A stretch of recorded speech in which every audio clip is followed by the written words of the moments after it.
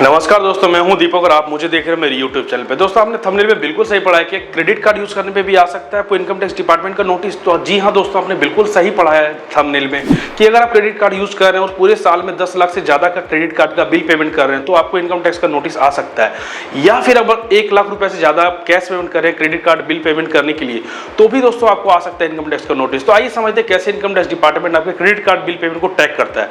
दोस्तों, जो credit card जो इशूअर जो बैंक होता है या फिर एनबीएफसी होता है वो उसका एक प्रोविजन फॉलो करता है, वो 61A इनकम टैक्स का। उसमें क्या होता है कि अगर आपका क्रेडिट कार्ड का बिल 10 लाख से ज्यादा चला जाता है पूरे साल में तो वो रिपोर्ट करता है इनकम टैक्स डिपार्टमेंट को कि इस क्रेडिट कार्ड से 10 लाख से ज्यादा का बिल पेमेंट हुआ है या फिर 1 लाख रुपया कैश में बिल पेमेंट हुआ है। तो दोस्तों, ये एक हाई वैल्यू ट्रांजेक्शन बोला जाता है और इसको इनकम टैक्स में रिपोर्ट किया जाता है।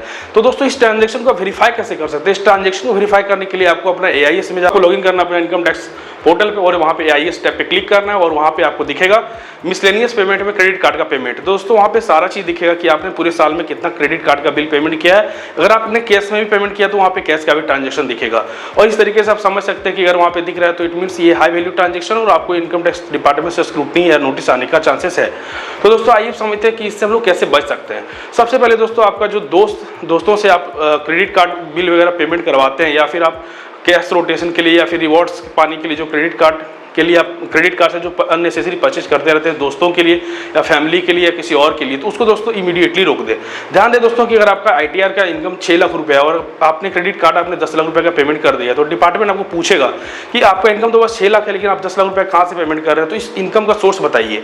और दोस्तों, अगर आप नहीं बताते तो फिर आपको मिस रिपोर्टिंग लगा करके 200% पेनल्टी भी लगाया जा सकता है दोस्तों उस इनकम पे जो आपने एक्सेस जमा किया हुआ है।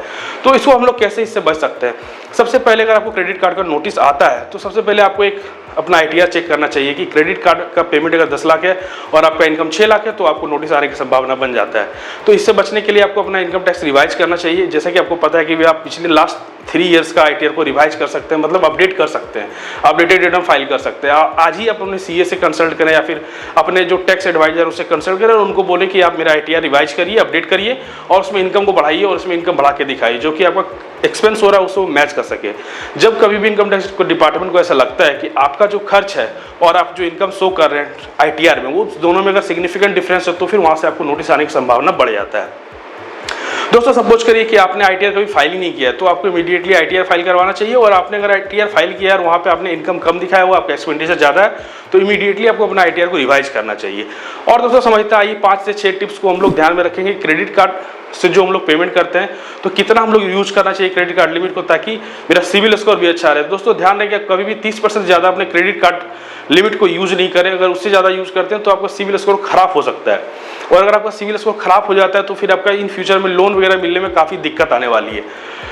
तो दोस्तों, आपको इस वीडियो में समझ में आ गया होगा कि क्रेडिट कार्ड का नोटिस क्यों आता है। अब आइए समझते हैं कि इससे हम लोग बचने के लिए क्या क्या चीज़ को ध्यान में रखना है।